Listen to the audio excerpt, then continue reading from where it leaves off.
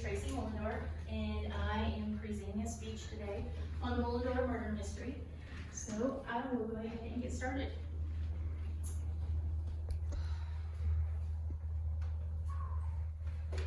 Was it the glamorous wife who resembled Elizabeth Taylor? Was it the mafia from the Midwest? Was it the bodyguard? Or like my father-in-law thought, the uncle?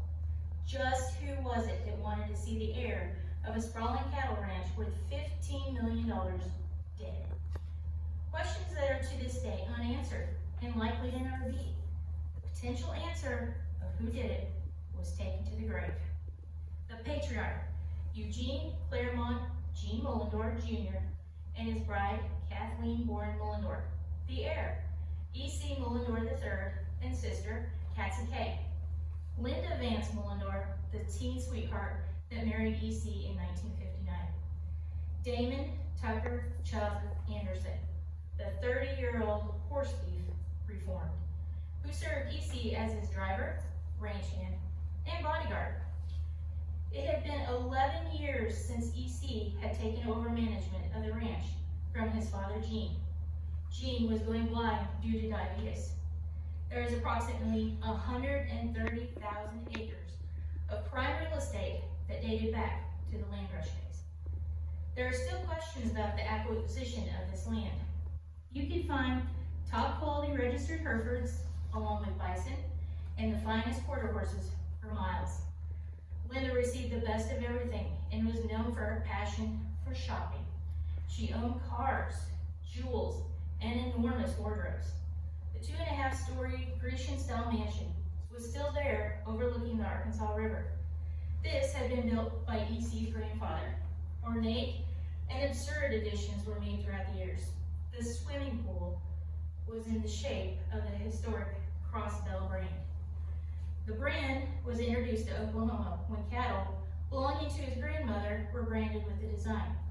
It was taken from an old mission in Mexico where the cattle were being brought from. It doesn't take a detective to figure out that the Mullendores were living well beyond their means. However, it remained hidden from a great many people. E.C. was making investments that were continually failing, requiring him to borrow repeatedly. His wife was banking on money that was not there.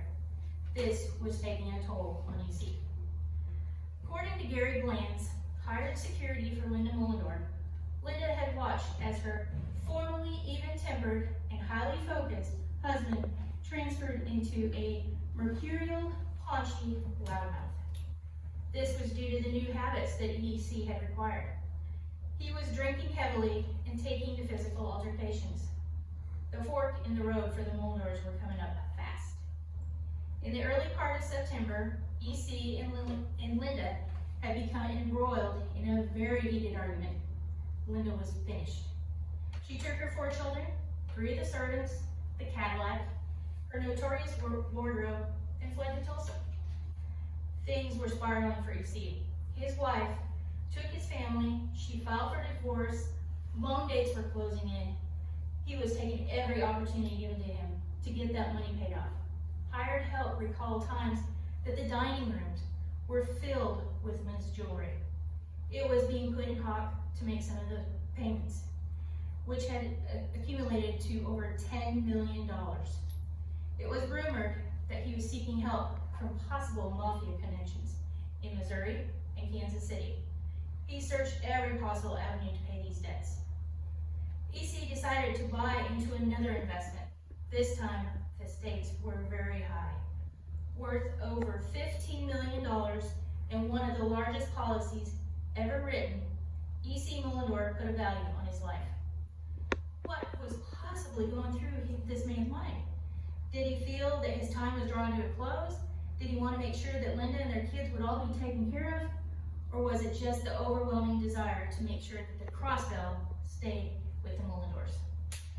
Chubb was the only one that seemed to be standing by Mullendore. It wasn't an easy task either. He had been involved in physical altercations with E.C., yet he stayed. His loyalty was about to be tested though. It was September 26, 1970. That day's events would put E.C. into a mood, a dangerous and violent mood. Mullendore was again trying to stave off the wolves. He had been illegally shipping and selling cattle. That particular day, he had sent Chubb to pick up a sizable check from a distant sale barn. When he arrived, it was too late. Creditors had caught wind of the deal, and he had the proceeds written out to themselves. And when Chubb returned, the news was not taken very well. This is where the story truly begins. The one fact that is known by everyone that has their theory is that Chubb Anderson was the very last person to see E.C. Mullendore alive. I said alive. Chubb had entered the second floor of the guest house that Mullendore had been living in. It was said that Chubb was drawing a bath, either for himself or for E.C. Mullendore was said to have been in the basement, and he had gone there to relax and probably pour himself a nightcap. Chubb had just gotten the water started when he heard a shot. Panicked, he ran down the stairs and found Mullendore slumped against the divan, where he was known to hide a gun.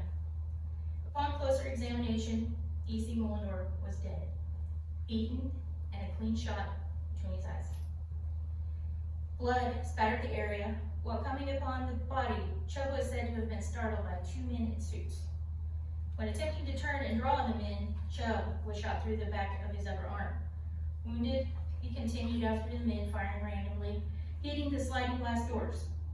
Chubb then struggled to make his way to the ranch manager's residence, where he told the manager about what had transpired.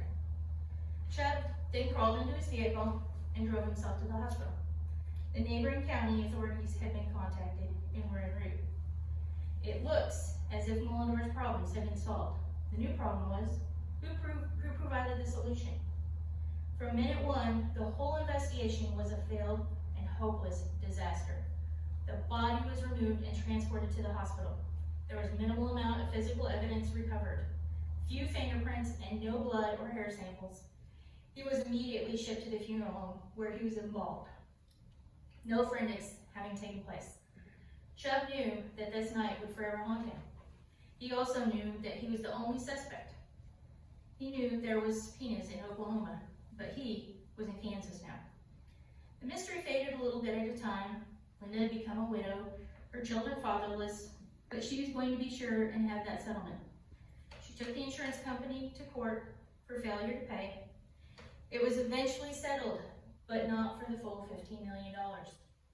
As the beneficiary, Linda received a settlement of $8 million. It was just enough to appease the creditors and save the beloved ranch from foreclosure. So that's where the story ends, right? E.C. is dead. He can't tell us what happened. Chubb was on the lam. It wasn't until 2008 when Chubb resurfaced. It was time.